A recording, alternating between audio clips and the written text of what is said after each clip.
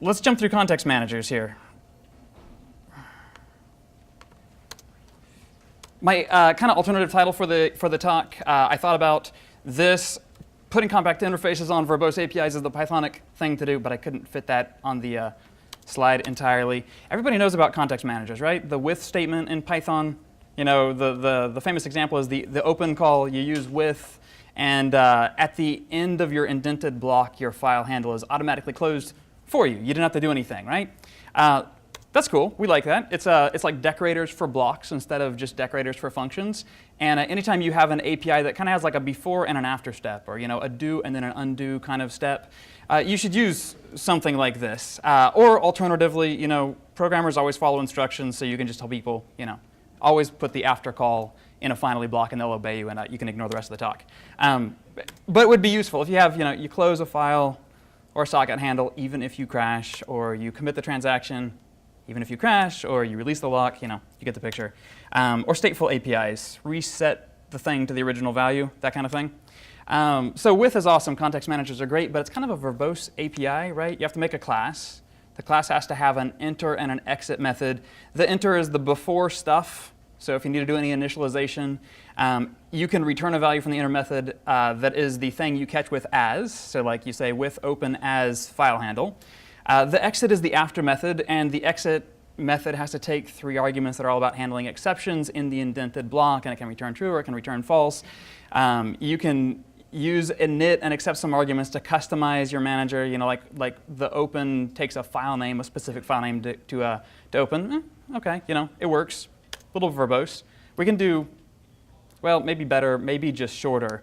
But you got to get several concepts kind of packed into tight space. So phenomenal cosmic power at our fingertips, and itty bitty living space. David Schechter said he didn't care if I did that.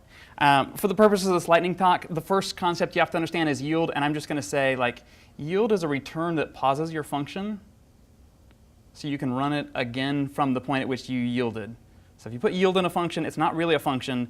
It's really like a constructor for this special generator object. And quick code sample, I have a little do two things function. It prints something, it yields. It prints the second thing. When you call it, what you get back is a generator. This thing is what you get back from the function. That's kind of odd. It has a next method. You call the next, and it prints out first thing, and it yields. You call next again. It prints out second thing, and then it crashes with a stop iteration because, hey, that's the iteration protocol. So yield, we got to know about yield. Try finally. I don't have to explain this one, right? And I've got 1 minute and 56 seconds. So you try some code. Usually if you do something stupid in your code, your program crashes, but you could put a finally block, which is guaranteed to always run no matter what kind of, sort of, mostly usually. They're not. Cool. I'm talking fast enough already.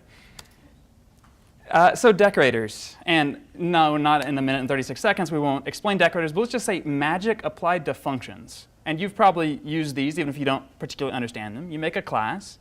You make a method, and usually if you leave self off in a method, there's just no way you can call it. Python makes you do the explicit self thing, but if you put that little magic @static method in front of it, it changes the type of the function and manipulates its signature and does lots of cool stuff. So hey, now you can call it. So decorators, magic applied to functions. All that gives us contextlib.contextManager. Quick show of hands, who's used this? Okay, good. A few people. A decorator that can build a context manager for you with those earlier concepts. You just have to write a function that runs exactly twice. You can do that by yielding once. You have to write a function that's guaranteed to do the stuff after the yield. And you can do that by putting that stuff in a finally block. You can optionally accept arguments to your function. That's customizing the behavior of your context manager. And optionally, yield is like return. You could return a value, so that's the thing that gets passed back and caught with the as statement. And you just decorate your function with the handily supplied @contextManager. So with 26 seconds to go, here's a sample context manager called CD, decorated with @contextManager here. There's the decorator. I have a try block, and what this one does is it checks to see what is the current path. It goes someplace else and does the expand user so you can pass it convenient paths, and then it yields. And then I have a finally block. That's kind of the after stuff, and it goes back to where it was in the first place. So not very complicated to understand and really easy to use.